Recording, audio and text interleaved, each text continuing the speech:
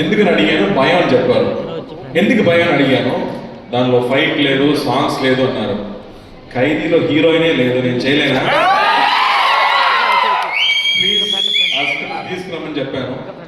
Script కాకుండా ఒక నావల్గా తీసుకొచ్చారు, ఒక బౌండ్ నావల్ తీసుకొచ్చి ఈ సినిమాకి నరేషన్ ఇవ్వడం కష్టం సార్, ప్లీజ్ ఇది చదవండి అన్నారు. దాని ముందు 96 సినిమా చూసి అతని మీద నాకు పెద్ద రెస్పెక్ట్ ఉంది. బికాస్ అలాంటి ఒక మంచి లవ్ స్టోరీని, లవ్కి ఇంకో డెఫినేషన్ ఇచ్చే వాళ్ళు ఎవరు లేరు. ప్రశాంత్ చెప్పినట్టు you stop, you breath and you feel relaxed కదా, అలాంటి ఒక సినిమా అది 96. ఆ మ్యూజిక్ కానీ, పర్ఫార్మెన్సెస్ కానీ బ్యూటిఫుల్ సినిమా. ఆ డైరెక్టర్ దగ్గర నుంచి నాకు స్క్రిప్ట్ వస్తున్నప్పుడు నేను కూర్చొని ఐ రెడ్ ద స్క్రిప్ట్.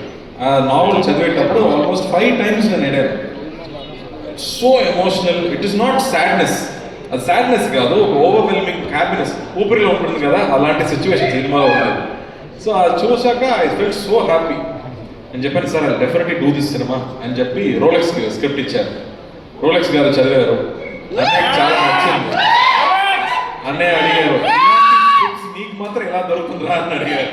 ఆ స్క్రిప్ట్ చదివి ఆ తర్వాత ఇంకో క్యారెక్టర్ ఉంది, 2 ఈక్వల్ క్యారెక్టర్, ఊపిరిలాగే ఇంకో క్యారెక్టర్ ఉంది, అది అరవింద్ స్వామి గారు చేస్తేనే బాగుంటుందని ఆయన దగ్గర తీసుకెళ్ళాము.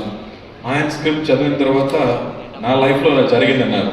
సార్ అంటే ఇది విలేజ్ స్క్రిప్ట్ సార్, మీరు చూస్తే ఏదో అమెరికాలో పుట్టి అమెరికాలో పెరిగినట్టు ఉన్నారు, మీకు ఎలా సార్ సెట్ అయిందని అడిగాను. నా చైల్డ్హుడ్ మొత్తం విలేజ్ జరిగింది అన్నారు. So I was shock. So అందరికీ ఇమ్మీడియట్గా పర్సనల్గా కనెక్ట్ అయ్యే ఒక స్క్రిప్ట్గా అనిపించింది. ఆ తర్వాత సినిమా షూటింగ్కి వెళ్ళాము. పక్కా ప్లాన్డ్ డైరెక్టర్ అండి, ఫుల్ నైట్ షూటింగ్, ఖైదీలాగే నైట్ 10 o'clock నుంచి మార్నింగ్ 5 వరకు షూటింగ్ జరిగింది. ప్రతిరోజు we just enjoyed. Ramgopal Varma గారు ఒక రోజు చెప్పారు, good films are not made Karthi, అది హ్యాపెన్స్ అన్నారు.